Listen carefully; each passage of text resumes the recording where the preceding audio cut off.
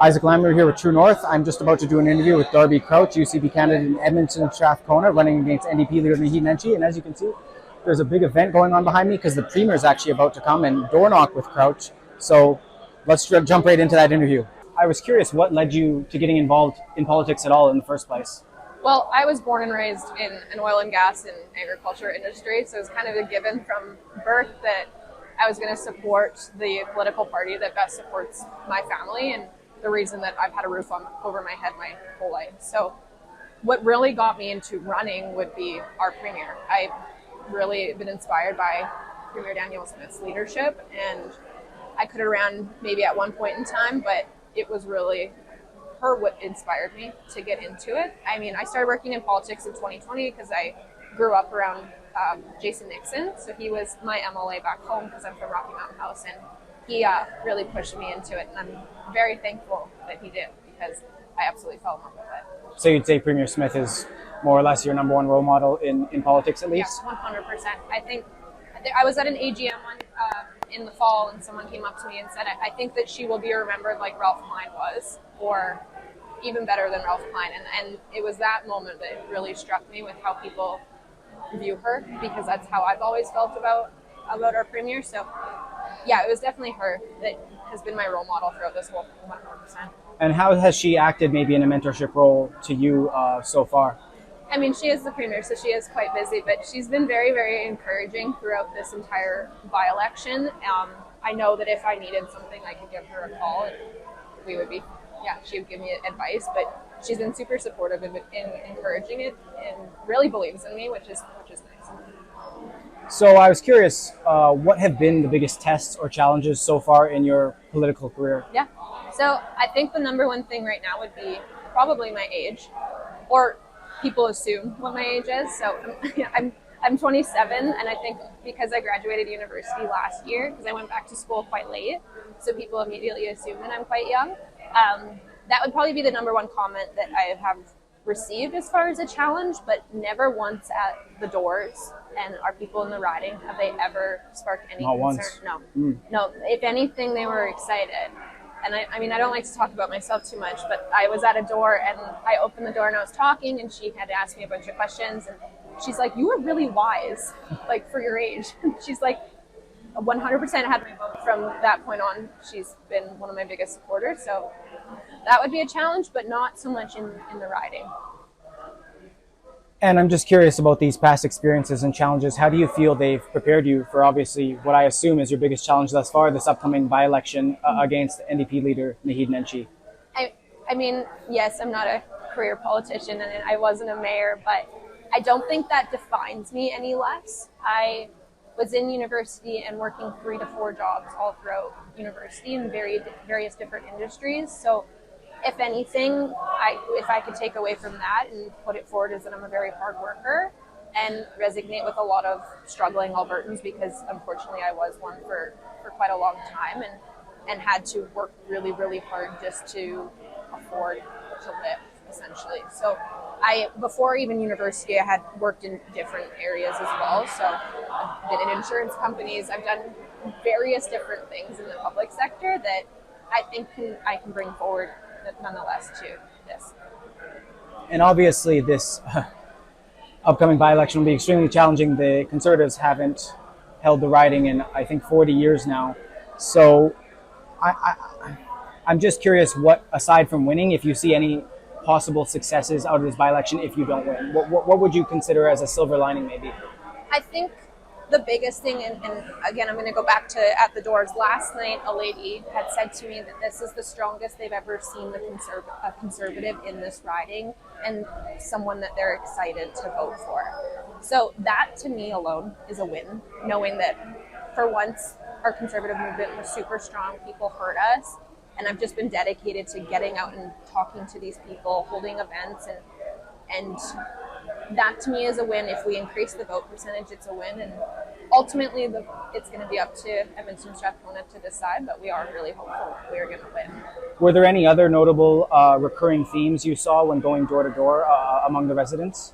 I think that they just really want strong representation. They have felt that they haven't been heard in a long time. I've had people say to me, like, look, they don't have to judge me based on how I voted in the past elections. I just want them to stand up for me regardless of my voting choice. So just strong representation, and my fear for them is if Nenshi were to win, it's a safe seat for him. That's all it is. He's not there to represent the people. He's hardly been in the riding himself. Volunteers have been out. So that would be my fear for them, and I hope that they realize that when they do go to the polls. And I'm curious, going door to door, have you met any residents that say were former supporters of Rachel Notley and they just, for some reason or one reason or another, are struggling to support the NDP under its current leadership and Naheed Nenshi specifically? Yeah, I would say more so because of Nenshi. They are very well aware of what his track record is in Calgary, and they're offended of how someone has spoken about Edmonton.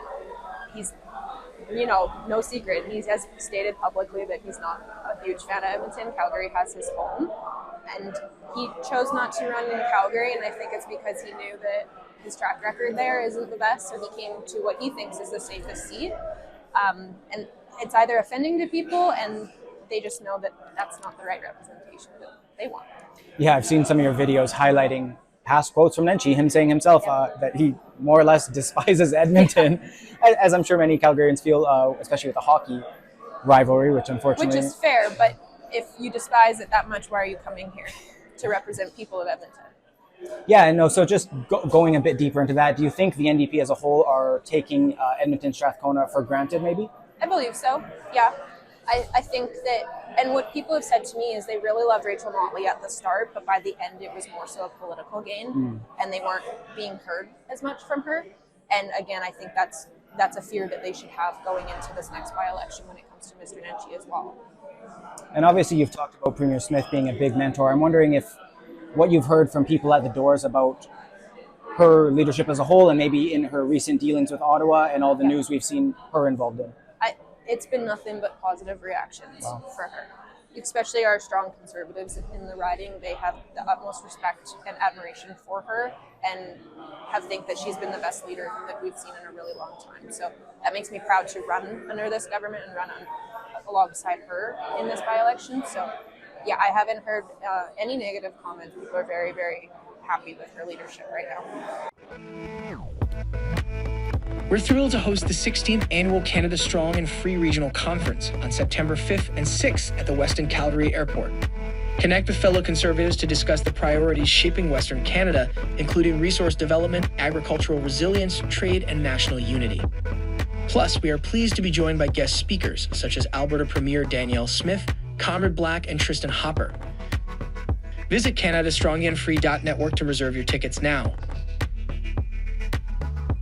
So have you felt it somewhat advantageous then running under the Conservative banner as their reigning government in Alberta? Yeah, I think so. I mean, what I've said to people too is this government is going to be in power until the next election, so we have another 2 years. So if you vote for Nenshi, then that's someone sitting in opposition.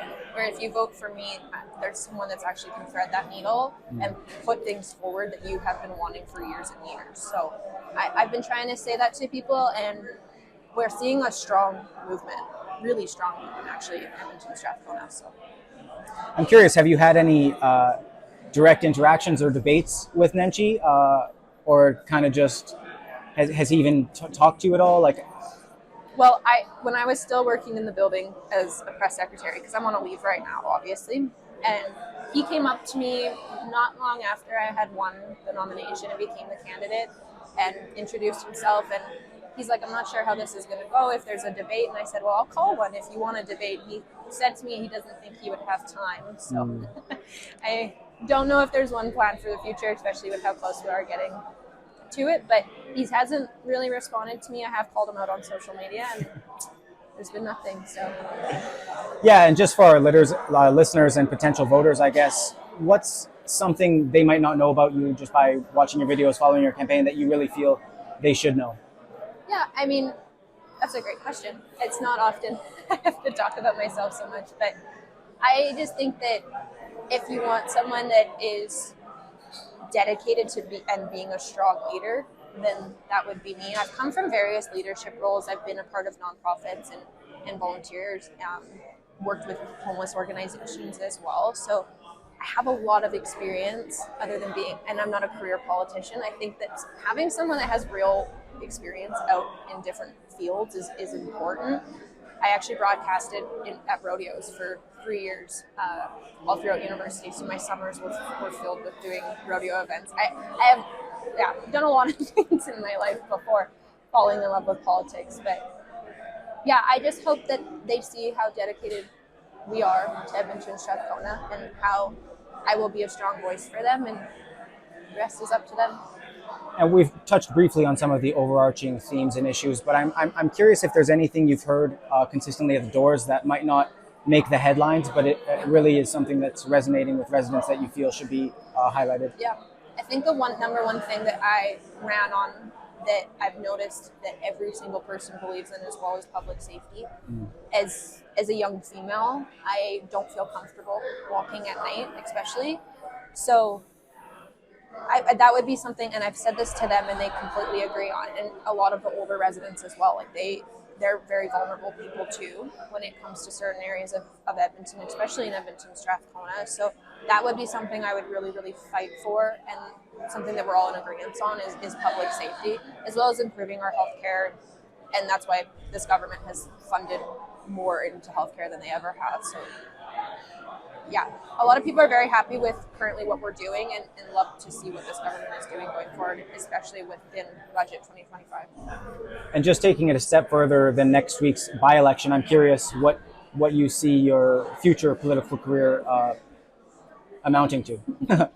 So, I mean, if I win on Monday, or if the results come out in our favor, then I mean, I'll just be strong representation and a voice that hasn't been heard in a long time, I think, in Edmonton-Strathcona. So I think I'll be, coming down from a high on Monday if we come out with a win. But again, it's up to the residents, and I'm excited to see what happens.